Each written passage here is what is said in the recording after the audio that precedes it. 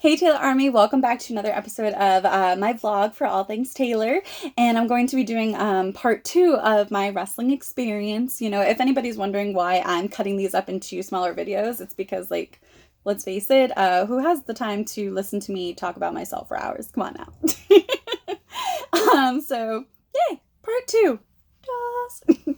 I have so much energy right now. I am just like crazy, wicked, super uber stoked. I just finished watching Dirt on Netflix. And I'm like, ah, my God, I'm so hyped. And it was kind of like really like cool that I was actually wanting to do this video today. And it's kind of ironic and it all ties together because when I was had my first few singles matches and stuff, the first song I ever came out to was by Motley Crue, and I never got, like, for the first several matches of my career, I actually was never able to come out to my own entrance music. I never got to pick it, but it was really cool because nobody realized that I was actually a Motley Crue fan, so it all worked out.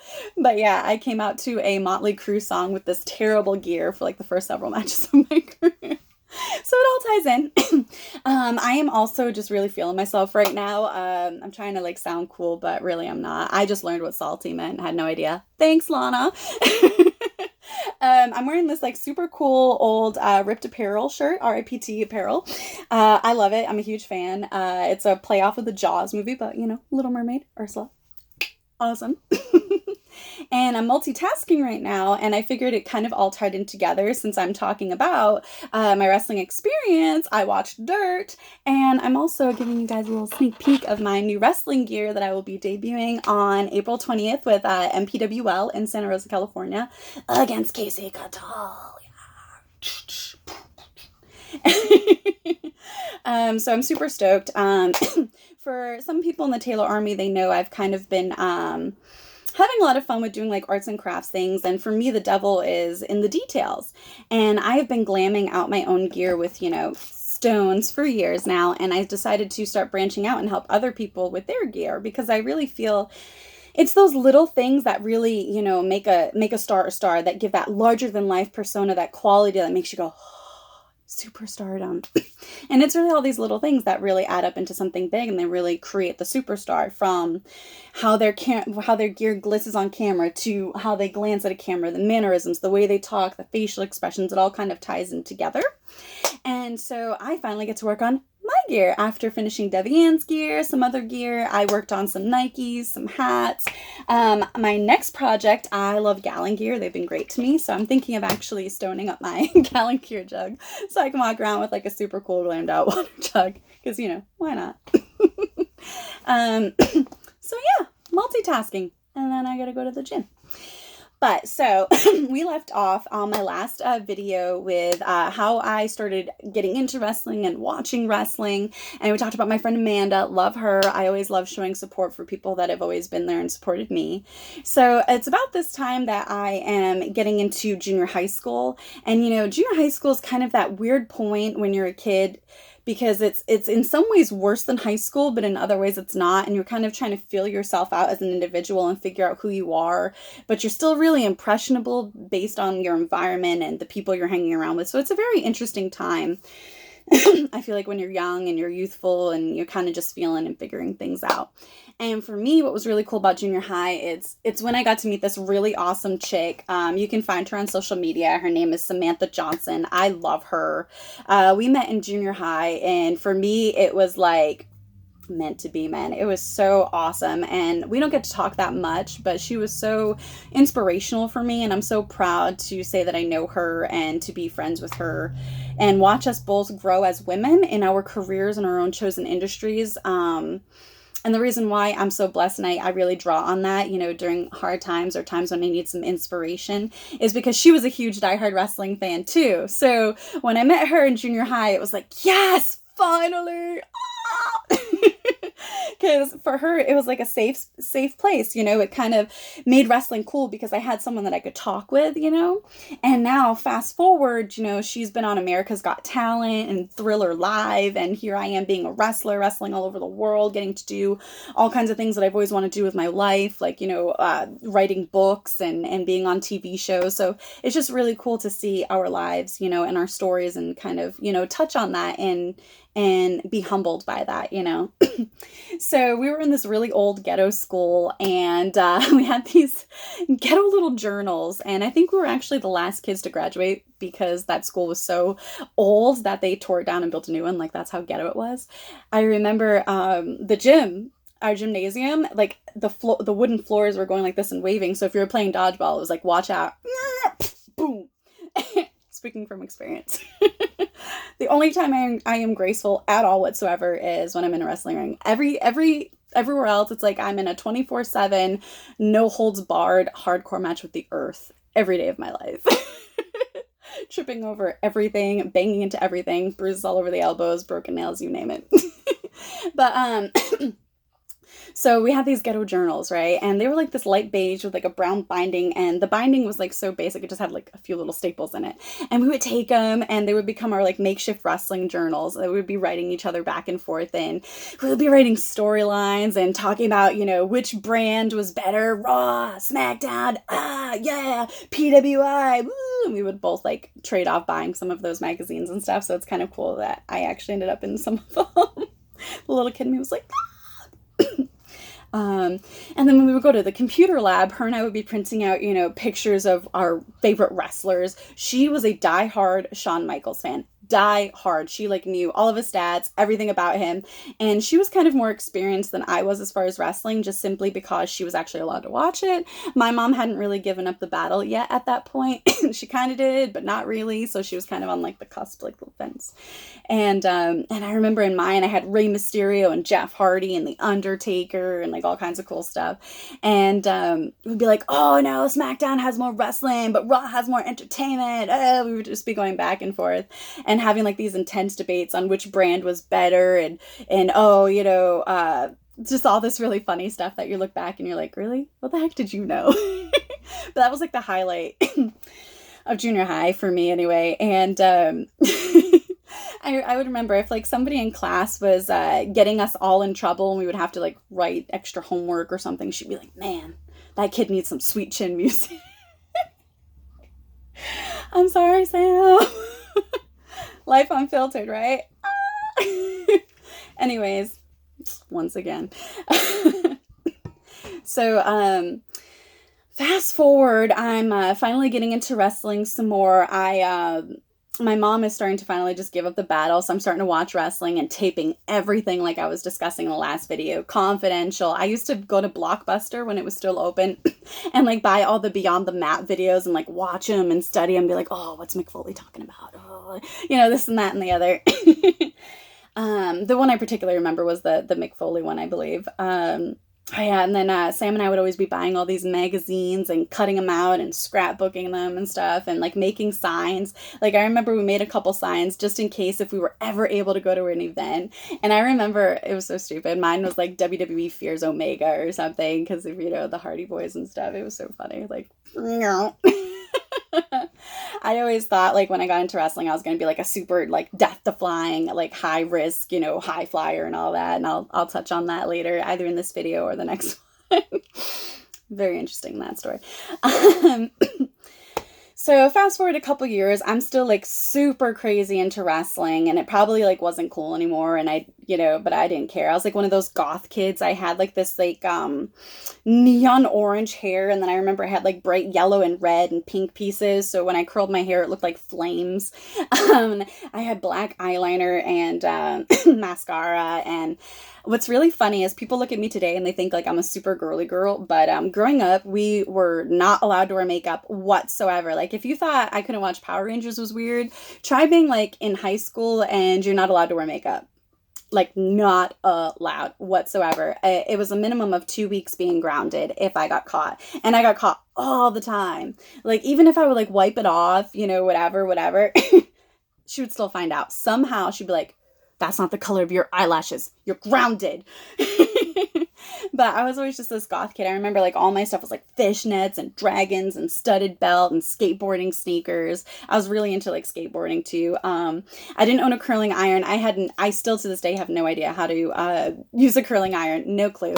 I didn't even have a hair straightener. I remember like flipping my head over, like super ghetto style, like flipping my head over an ironing board and like using one of my mom's old irons to try to straighten my hair. I had no sense of fashion, makeup, nothing. So I really all had to learn that for the sake of wrestling and looking a certain way for wrestling, which I felt like was definitely a hindrance because there were so many other women that already knew what looked good on them and, you know, what colors worked well and what went with their bodies and stuff. And I just had no concept of any of that just because of how I grew up. I was grounded all the time and always black eyeliner, black mascara. So high school, yes. So I actually ended up meeting this girl named Lex. Lexi, she's still awesome. I'm still in touch with her to this day. She and her daughter support me. I love them both very much. I'm going to give them a shout out as well. Like I said, you got to support the people that support you, you know, for good or for bad. You know, if they're always there for you, you got it. You got to show that love back. And I actually owe this girl like so much about my career just simply because if it wasn't for her, I wouldn't even have gotten to go to my first ever show. So that's the story I'm going to talk about. I was so excited. I was like, I can still remember. I can't necessarily remember the matches themselves, but I just remember being at that event, being blown away, being like, you know, one of those like super stardom moments where you're like, oh my God, what do I do with my house? So we have this local festival in the summertime in our hometown every year, and it always had pro wrestling in it. But yeah, I didn't put two and two together that there was local wrestling. I don't know why. Whatever. Dumb. Too much hair dye, maybe. I don't know.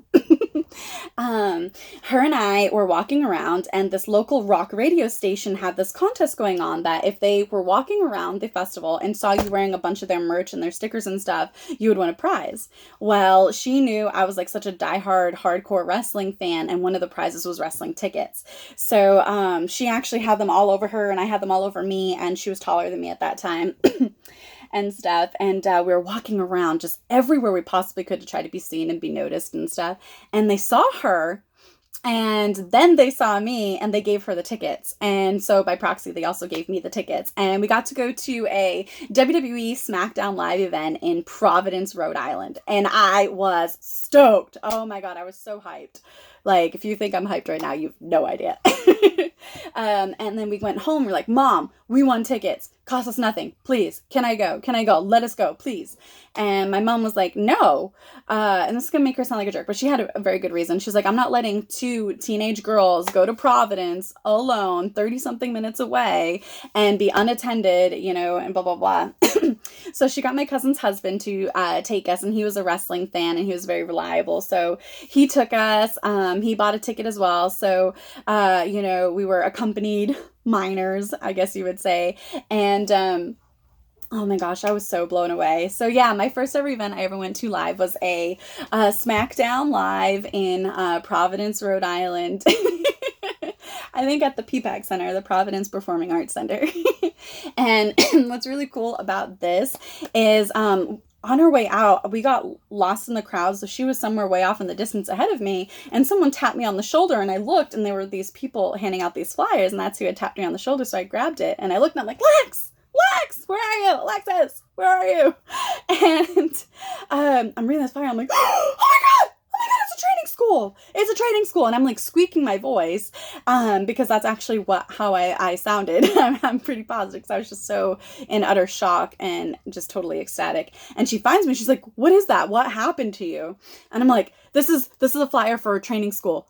Oh my God, I have seen this training school on TV. They've been advertising commercials on TV. Look, it says it takes people at 14. I'm 14. Oh my God.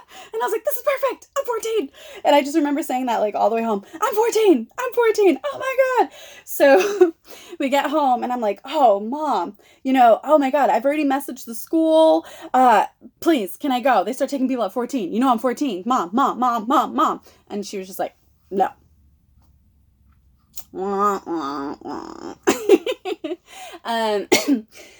So I continue on doing whatever I'm doing. I remember the first pay-per-view that I was ever able to actually rent. I had to give up like 5 months of my allowance, and which was way more than what the pay-per-view cost. And it was No Way Out 2003. That was the first pay-per-view I ever got to buy and see. I remember it was I think the one that had I have no idea what's going on with this hair right now. Whatever. I think it was the one that had Evanescence as the theme song, and like Triple H was on it and everything. It was like so cool. Blew me away. I was so stoked. I was like, ah! Oh yeah, and one of the matches I remember seeing live was, oh my gosh, it blew me away. It was so cool. It was so awesome. It was Eddie Guerrero versus Kurt Angle, and I remember there was something to do with a cage. I was there live for that, and I was like, it was awesome. One of the best experiences I ever had at a wrestling event. I love Shaw. Love you, girl. Your dad was amazing, which I'm sure you already know. People must tell you all the time. He will never be forgotten. Thank you, Eddie. That match was just amazing. It was. I still remember that. Oh yeah, so I got to see No Way Out 2003. So that was my freshman year in high school. So then, I get to see my first live event like a year or so later. And when by the time I turned 15, I'm like, Mom, can I go? I'm 15 now. They start taking people at 14. Can I go? Can I go? No.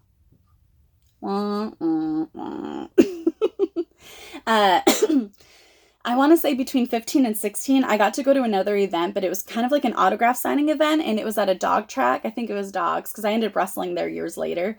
It was called Suffolk Downs, and it was somewhere in like the Boston area. And that's where I met Mick Foley for the first time. And I also had my sister with me and the same cousin that took me to my first wrestling event. And we're all there, and I just remember him being so kind and so jovial. And I remember the first reaction I had was like, holy crap. And I remember having to look up so high to see him. I was like, he's way taller than when he looks on TV. Like, holy moly.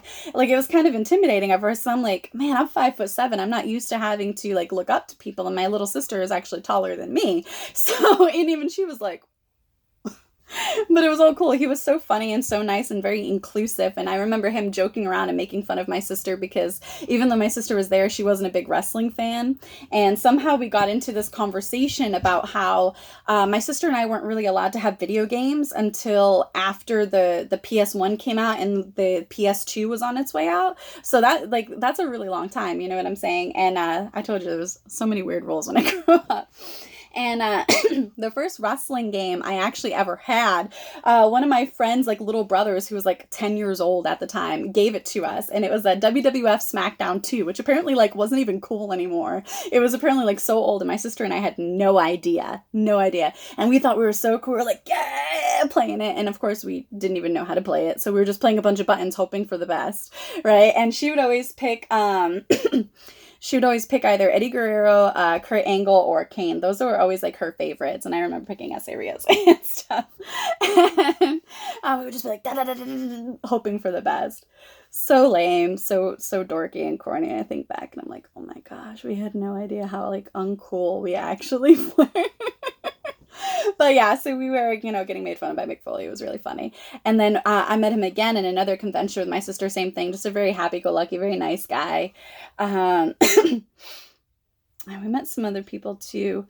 Oh yeah, like a few years later, I had actually met Matt and Jeff at a convention. No, not a convention. At a mall signing in Connecticut somewhere. It was really funny.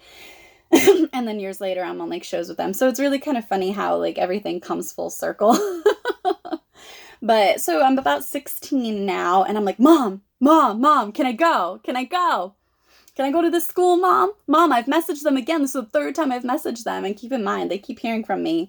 And the guy that runs the school keeps messaging me back. So I must have been like an ongoing joke with that school, just because, I message them once a year and then I never go, right? Comes full circle, actually. So it is kind of funny. No.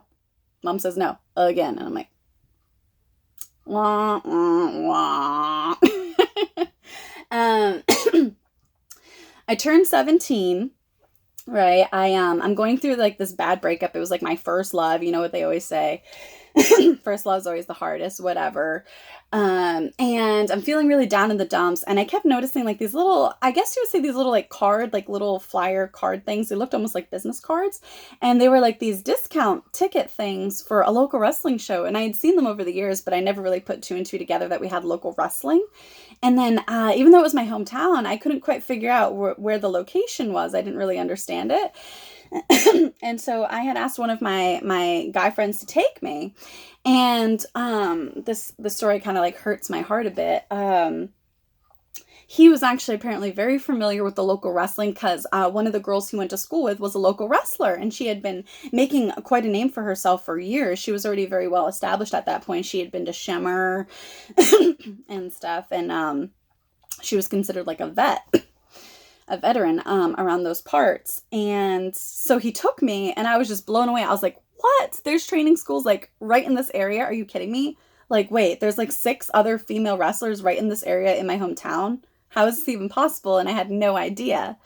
So it was like one of like the best possible experiences. And then he took me to a couple more events and, made sure I was safe and comfortable and everything. And he was one of the first people to be like, Taylor, you're so passionate about this. And, I just have this weird feeling. Like, I just have this feeling you're going to make it. I don't know how long it's going to take you, but you can't have all this passion for no reason. You're going to make it. Just don't let anyone stand in your way.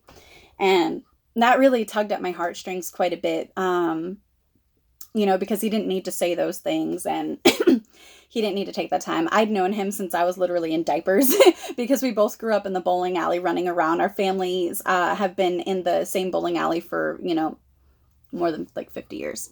We both come from a family of bowlers. And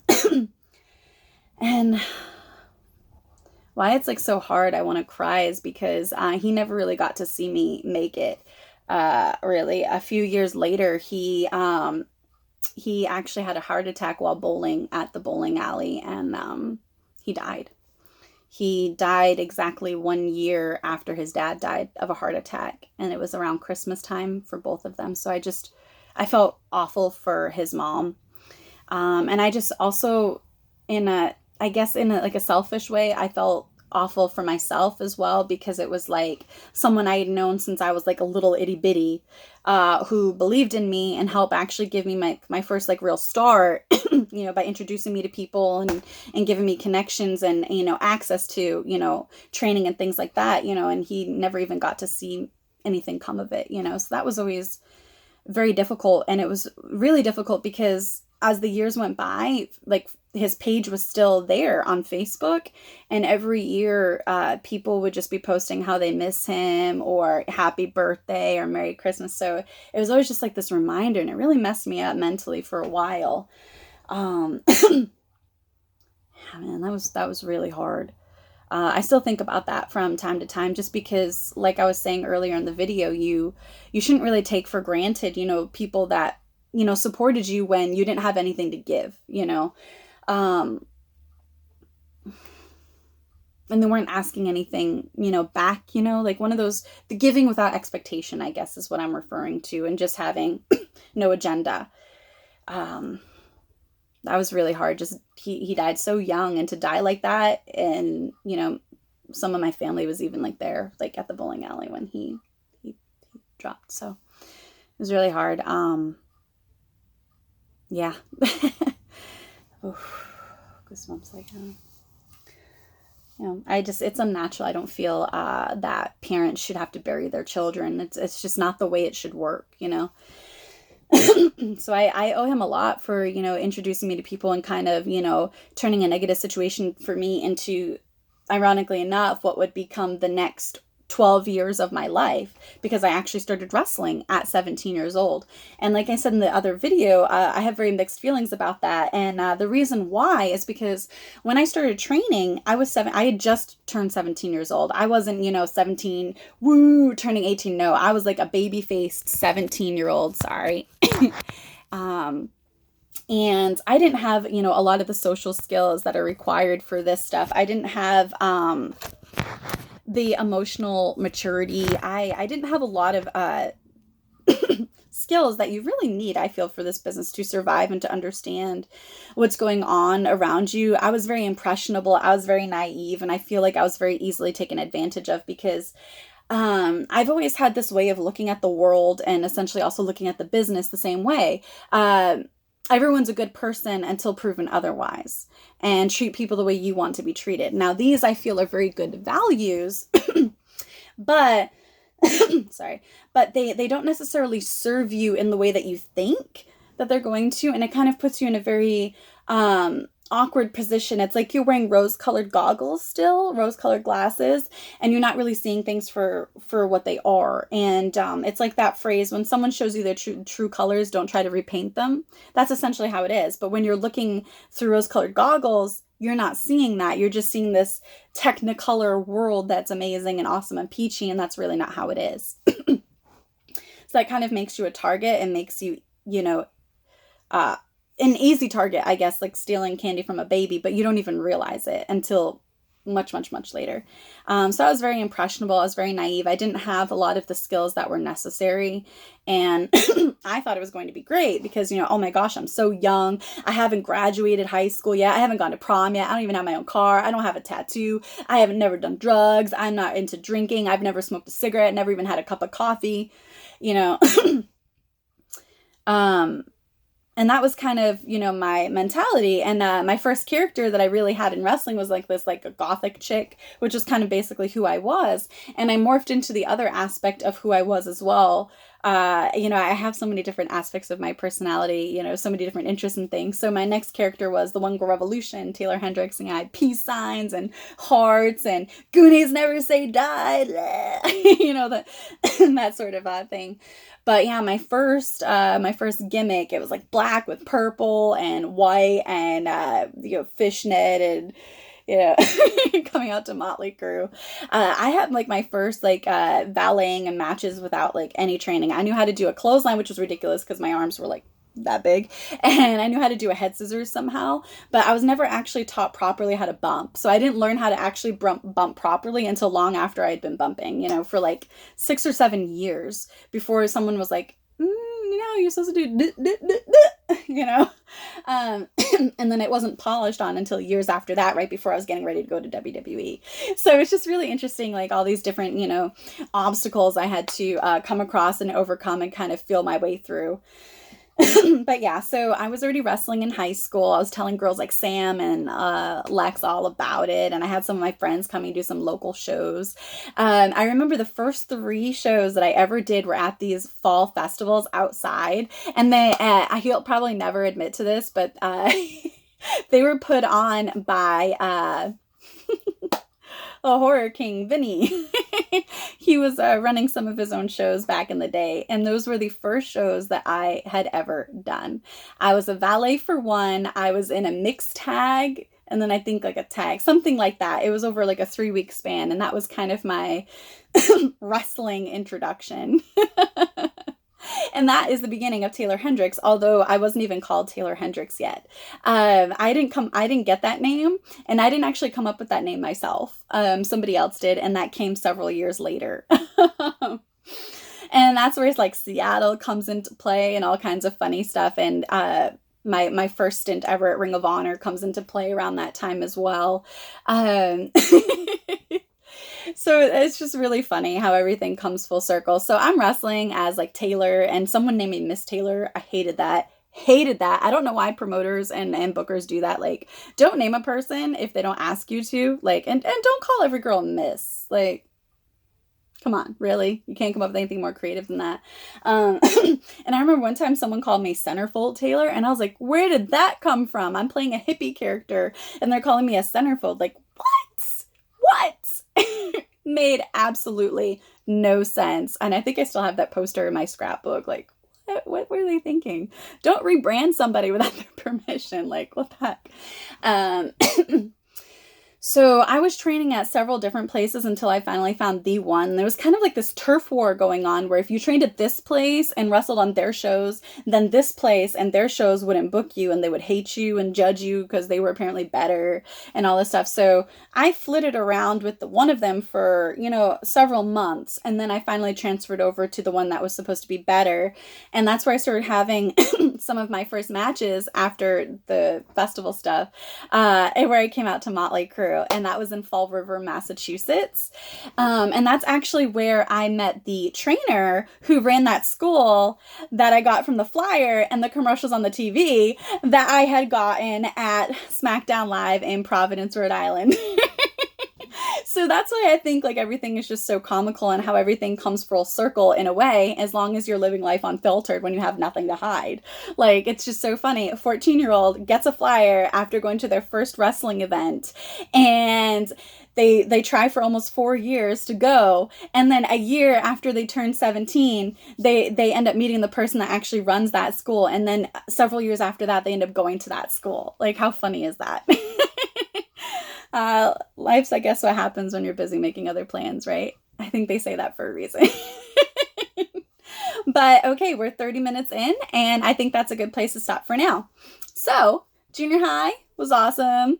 Not really, but Sam was awesome. High school was kind of awesome. Lex was insanely awesome. Got to start going to wrestling events, had some really cool experiences, had some not so cool experiences, and started wrestling at 17 in Fall River, Massachusetts, and then somewhere for festivals that had really pretty pumpkins. And now we're going to start end up talking about a journey going from Taylor to the One Girl Revolution, Taylor Hendricks. Until next time, Taylor Army, thank you so much.